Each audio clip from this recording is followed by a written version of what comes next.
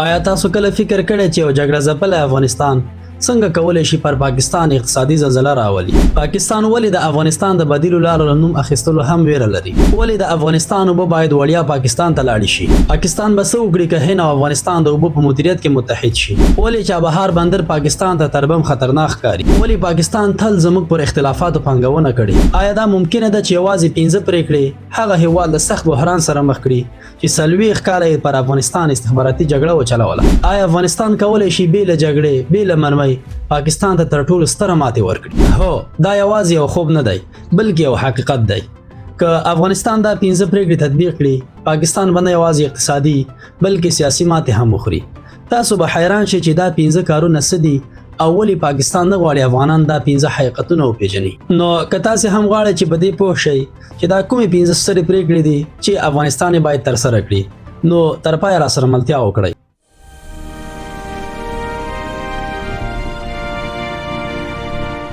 اوله پرېکړه د ټرانزیټ بدیلې لارې. ګورې، افغانستان د اسیا په زړه کې پروت دی او د پیړیو راهیسې د لوی لارې په توګه پیژندل کیږي. خو له بده مرغه موږ تل د پاکستان په ټرانزیټي لارو متکي پاتې شوي یو، کوم چې دې هېواد ته د فشار راوړلو او سیاسي لاسوهنې فرصتونه برابر کړي. پاکستان په پرله پسې ډول د افغانستان پر وړاندې د سیاسي فشارونو د وسیلې په توګه خپلې ټرانزیټي لارې لکه تورخم، سپین بولدک، غلام خان بندر، انګور اډه او خرلاچي لارې بندوي، چې دا بندیزونه د پاکستان په خوښه همیشه د افغانستان د سوداګرۍ او اقتصاد پرمختګ ته جدي خنډونه جوړوي، چې سمو د وړاندې په فرضي کرښه باندې د افغانستان او پاکستان ترمنځ د جنگ کولو وروسته پاکستان دا ټول لارې یو ځل بیا وتړلې، چې د ډېرې مودې صبر کولو وروسته ملا برادر هم د سوداګرو سره په غونډه کې په یوه وینا کې ورته اقدام وښود او ویل چې تر هغه به دا لارې بندې وي چې تر څو پاکستان ورته کلک تضمین ورنکړي چې په هیڅ صورت کې به بیا دا لارې نه بندېږي. د دې لارې د بندېدو له وجې د پاکستاني چارواکو او رسنیو د راپورونو له مخې چې د افغانستان له طرفه د لارې بندېدو له امله پاکستان په یو میاشت کې په میلیونونه ډالر زیان ویني او افغانستان هم. نو د دغې ستونزې له امله د ایران چابهار بندر د افغانستان لپاره یو ستر اقتصادي بدیل دی.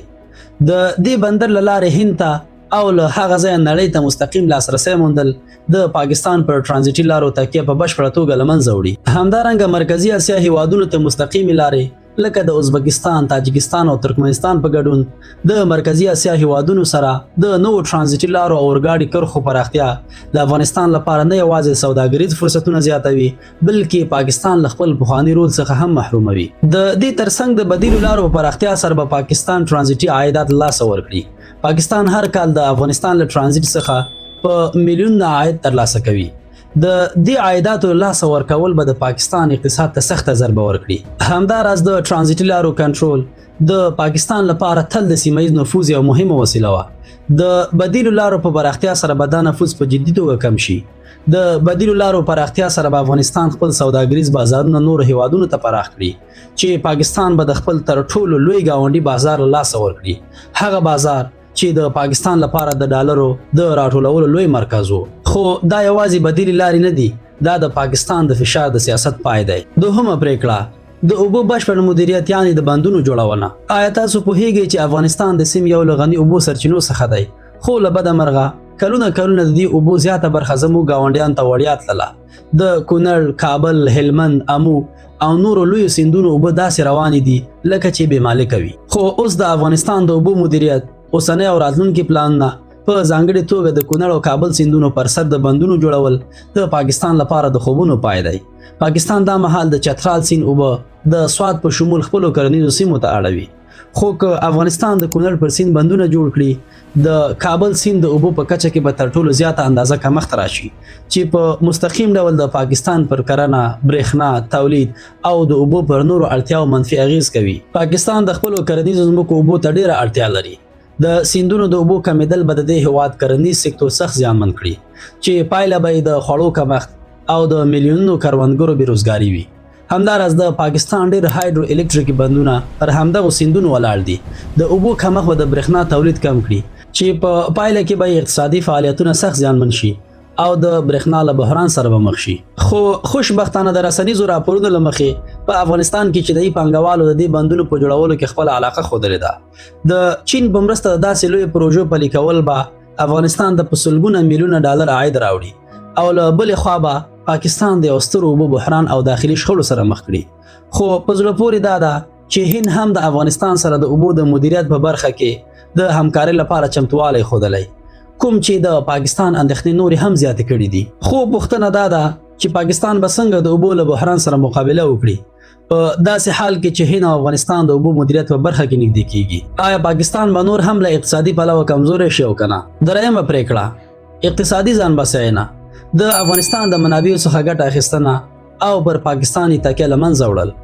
افغانستان د طبیعي زیرمو یو بېسارې خزانه ده موږ په میلیارډونو ډالره کانونه لرو زرګونه هکټاره کرنیزې ځمکې او د برېښنا تولید لوی ظرفیت خو تر اوسه مو ترې پوره ګټه نه ده اخیستې او تل مو پر نورو هیوادونو په تیره بیا پر پاکستان تکیه کړې ده افغانستان د لیتیم میسو سرو زرو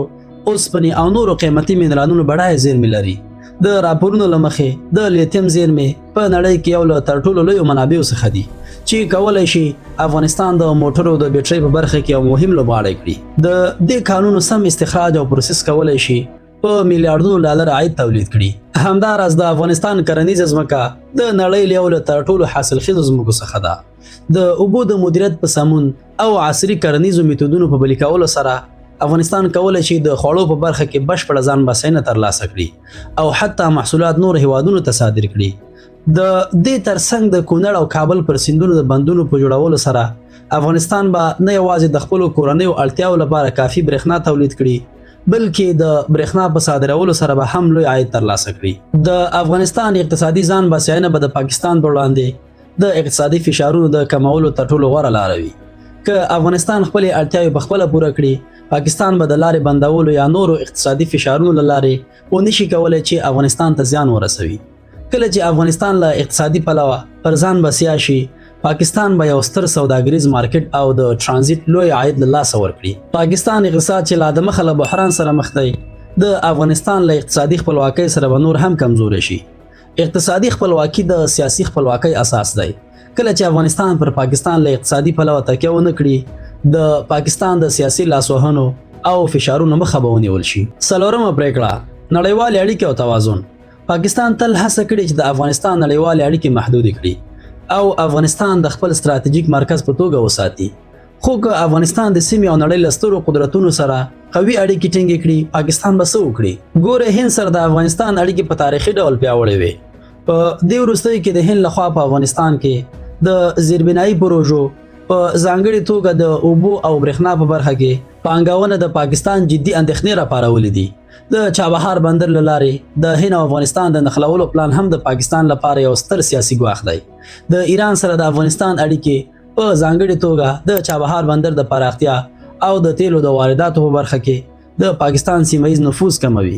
چین په افغانستان کې د کانونو په استخراج او زیربنایي پروژو کې خپل علاقه ښودلې ده د چین سره قوي اقتصادي او سیاسي اړیکې د افغانستان لپاره یو نوی فرصت دی او د پاکستان لپاره یو بل د اندېښنې وړ عامل همداراز د ازبکستان تاجکستان او ترکمنستان په شمول د مرکزی اسیا هیوادونو سره د سوداګرۍ او ټرانزیټي لارو پراختیا د افغانستان د سیمه‌ییز اتصال لپاره خورا مهمه ده دا اړیکې د پاکستان سیمه‌ییز انحصار ماتوي کله چې افغانستان د څو هیوادونو سره قوي اړیکې ولري د پاکستان د نفوذ ساحه په اتوماتیک ډول کم شي پاکستان به نور نشي کولای د افغانستان په چارو کې په اسانۍ لاسوهنه وکړي د هند چین روسیا او ایران په څیر د هیوادونو ملاتړ به پاکستان د ډیپلوماټیک فشار لاندې راولي ترڅو د افغانستان سره خپل چلند بدل کړي قوي نړیوالې اړیکې کولای شي د افغانستان امنیتي موقف پیاوړی کړي او د پاکستان پر وړاندې یو پیاوړی دفاعي ټیکاو رامنځته کړي په دې وروستیو کې د پاکستان لخوا د افغانستان هوایي حریم نغځول پر ملکي وګړو بمبار کول او د افغانستان او پاکستان ترمنځ پوځي نښتې د اړیکو د ترنګلتیا څرګندونه کوي چې ښایي پاکستان لا هم د افغانستان پر وړاندې شوم او دښمنانه دریځ لري پنځمه پرېکړه ملي یووالی او انسجام پاکستان تل هڅه کړې چې د افغانستان په ټولنه کې نفرت او بې اتفاقي خپره کړي ترڅو خپل ستراتیژیک ژوروالی خوندي کړي خو که افغانان یو موټی شي د پاکستان ټول پلانونه به په اوبو لاهو شي ملي یووالی د داخلي شخړو او تفرقې کمولو کې اساسي رول لوبوي کله چې یو هیواد له دننه څخه پیاوړی وي بهرني قوتونه په اسانۍ نشي کولای پکې لاسوهنه وکړي د ستراتیژیک ژوروالی تیوري د پاکستان د بهرني سیاست یو اساسي برخه ده چې هدف یې په افغانستان کې یو داسې حکومت رامنځته کول دي چې د پاکستان تر نفوذ لاندې وي او د هند په وړاندې د یو دفاعي سفر په توګه وکارول شي ملي یووالی به د دې تیوري بنسټ له منځه یوسي، ځکه چې یو واحد او متحد افغانستان به د هیڅ چا تر نفوذ لاندې نه وي. پاکستان تل له افغانستان په کورنیو چارو کې د قومي، ژبني او مذهبي اختلافاتو څخه په ګټې اخیستنې لاسوهنه کړې ده. کله چې د افغانستان خلک متحد شي، د پاکستان د لاسوهنې فرصتونه په بشپړه توګه له منځه لاړ شي. پایله افغانستان کمزوری نه دی بلکې متکی ساتل شوی. که افغانستان بدیلې ټرانزیټي لارې فعاله کړي، خپل اوبو مدیریت کړي، پر خپلو قانونو او اقتصاد واکمن شي، له نړۍ سره متوازنې اړیکې جوړې کړي او تر ټولو مهم ملي یووالی وساتي، نو پاکستان به نه یوازې اقتصادي بلکې سیاسي ماتې هم وخوري. پوښتنه دا نه ده چې دا کارونه امکان لري او کنه، بلکې پوښتنه دا ده چې آیا موږ د خپل راتلونکي د جوړولو جرأت لرو او کنه. که هو، نو د فشار سیاست پای ته رسیږي او افغانستان د خپل برخلیک مالک ګرځي.